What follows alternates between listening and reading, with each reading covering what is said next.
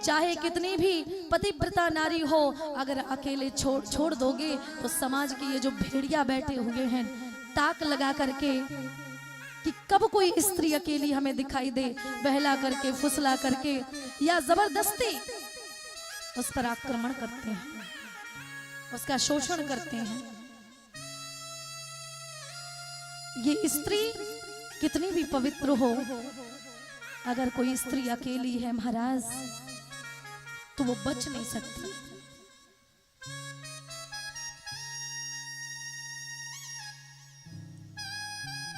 कई समाज में ऐसे भेड़िया घूम रहे हैं, कोई स्त्री अकेली मिले तो आपने देखा होगा अभी कोलकाता में जो हत्याकांड हुआ, मंच से कहने में भी शोभा नहीं लगती है, लेकिन एक बेटी के साथ में जो अत्याचार हुआ,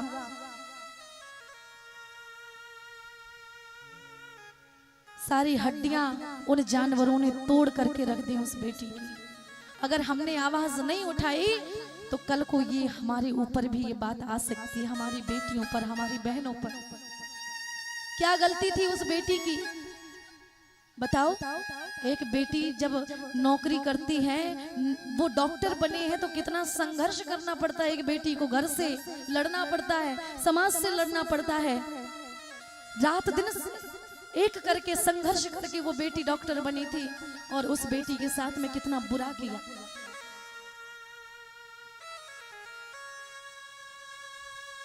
यहाँ की अदालत से हो सकता है बच जाओ, लेकिन वहाँ की अदालत से कोई बच नहीं सकता। बुरे काम करने के पहले इन दरिंदों को एक बार भी ख्याल नहीं आता, ये बुरे संस्कारों का प्रभाव है। अगर अपने बच्चों को संस्कार नहीं देंगे ना तो यही होता है। एक भाई अपनी बहन के लिए तो भाई बन जाता है, शेर बन जाता है, लेकिन दूसरे की बहन देख करके क्यों कुत्ता बन जाता है, क्यों भेड़िया बन जाता है, ये समझ में नहीं आता। सभी बहनों से निवेदन है, अपनी भाई की कलाई में राखी बांधना, उससे यही कहना, भैया मेरे लिए तुम शेर बनते हो अच्छी बात है, लेकिन दुनिया में जितनी भी बहनें हैं ना, उनके लिए भी तुम शेर ही बनना। जब उनके पीछे तुम चलो ना तो उन्हें घबराहट नहीं होनी चाहिए, उन्हें ताकत मिलनी चाहिए कि मेरे साथ में एक शेर आ रहा है, मेरे साथ में मेरा भाई चल रहा है। बहन बेटियां जब रात्रि में जॉब करती हैं, नौकरी करती हैं, या शहरों में अकेली रह करके कमरा लेकर के पढ़ती हैं, रात बेरात में कभी अकेली चलती हैं तो उन्हें, उनके पीछे अगर कोई चलता है तो उन्हें आहट होती है, डर लगता है, अकेले निकलने से डर लगता है बेटियों को। लेकिन मैं यही कहूंगी, शस्त्र उठा लो द्रौपदी, अब गोविंद ना आएंगे। तुम्हीं को काली बनना पड़ेगा, तुम्हीं को दुर्गा बनना पड़ेगा, तुम्हीं को लड़ना पड़ेगा। ये मर्यादाओं की जो बेड़ियां हैं कुछ हद तक ठीक है, लेकिन तुम्हें ही लड़ना पड़ेगा तुम्हारे हक के लिए। ये कलयुग चरम सीमा पर पहुंच रहा है, यहाँ कोई बचाने वाला नहीं आएगा, हमें ही बचना पड़ेगा। वो बेटी लड़ती रही, लेकिन आखिर में उसे इन भेड़ियों ने मार दिया। अपनी बेटियों पर नजर रखें, अपनी बेटियों पर सुंदर संस्कार दें, और हो सके तो अपनी बेटियों के साथ रहें। वो सुरक्षित नहीं है, अगर वो अकेली है तो वो सुरक्षित नहीं हो सकती। जितना कहूं उतना कम है। बेटियां ना गर्भ में सुरक्षित हैं और ना ही गर्भ के बाहर सुरक्षित हैं। 5-5 साल की बेटियों के साथ में मानव जाति को शर्मसार करने वाली घटनाओं को लोग अंजाम देते हैं ना, तो ऐसा लगता है इनसे अच्छे तो जानवर होते हैं। कब तक बेटियां मरेंगी? बेटियों को कचड़े में पाया जाता है। गर्भ में अगर कोई बेटी है तो अल्ट्रासाउंड होता है, क्या है, बेटा है कि बेटी है, बेटा है बेटी है, मार दो। बेटी को गर्भ में ही हजारों टुकड़े करके फेंकवा दिया जाता है। जैसे तैसे बेटी पैदा भी हो जाती है, समाज की भेड़िया उसका शोषण करते हैं। 35 टुकड़ों में बेटियों को फ्रिज में बंद कर दिया जा रहा है। कोई प्रेम करने वाला कैसे किसी बेटी को काट सकता है, समझ में नहीं आता।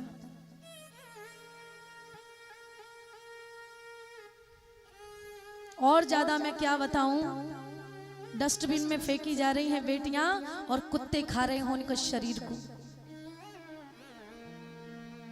महाराज बेटा बेटी में कोई अंतर नहीं होता है, लेकिन हम अंतर करते हैं बेटा बेटी में।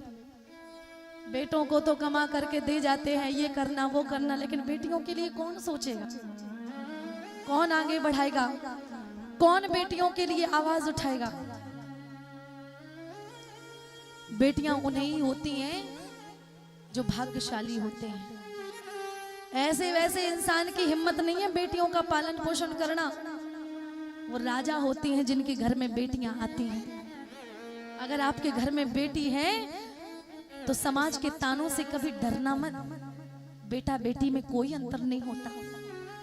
वो भी एक बेटी थी जो आज अगर विदेश में जाओगे वहां आपसे पूछा जाएगा, भैया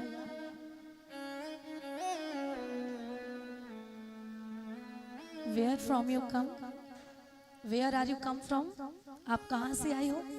आप कहते हो आई एम फ्रॉम इंडिया, मैं भारत से आया हूं। अच्छा, वही भारत जहां पर महारानी लक्ष्मीबाई का जन्म हुआ?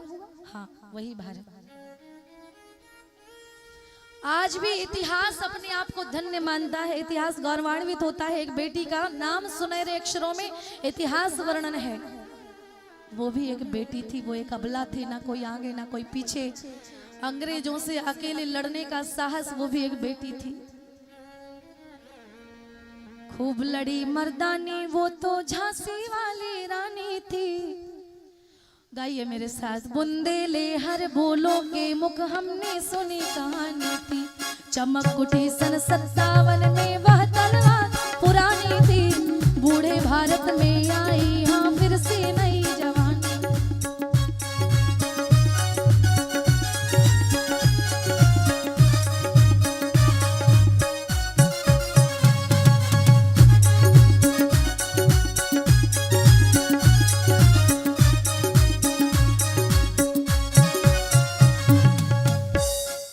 लक्ष्मी थी या दुर्गा थी, वो स्वयं वीरता की अवतार।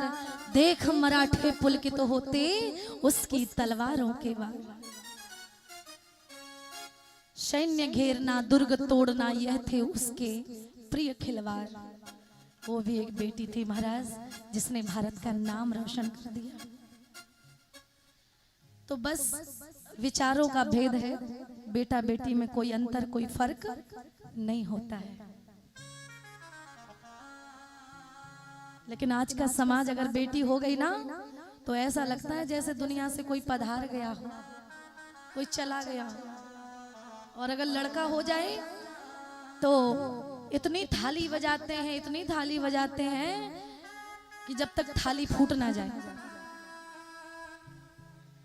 मिट रही हैं जग से दुलारी बेटियां, हाय रे किस्मत की मारी हैं ये बेटियां।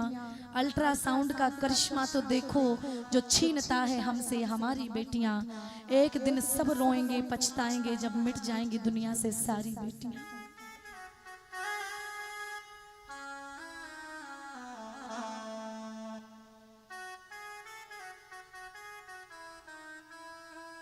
जितना कहें उतना कम है महाराज। कभी समय मिला तो और बेटियों के बारे में बखान करेंगे महाराज। जितना बेटे प्रेम नहीं करती उतना बेटियां आपको चाहती हैं, फिर भी समाज बेटियों को नहीं चाहता है। डॉक्टर तो हमें स्त्री चाहिए, लेकिन घर में स्त्री नहीं चाहिए।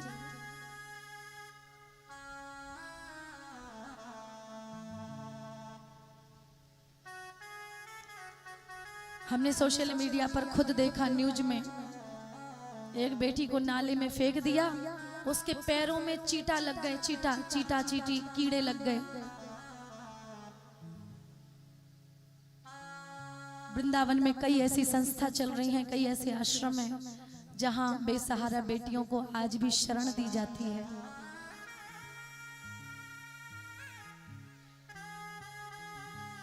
कहने का तात्पर्य मेरा यही है कि बेटा बेटी में कोई फर्क नहीं होता है और बेटियों को आत्मरक्षा करना भी सिखाना चाहिए।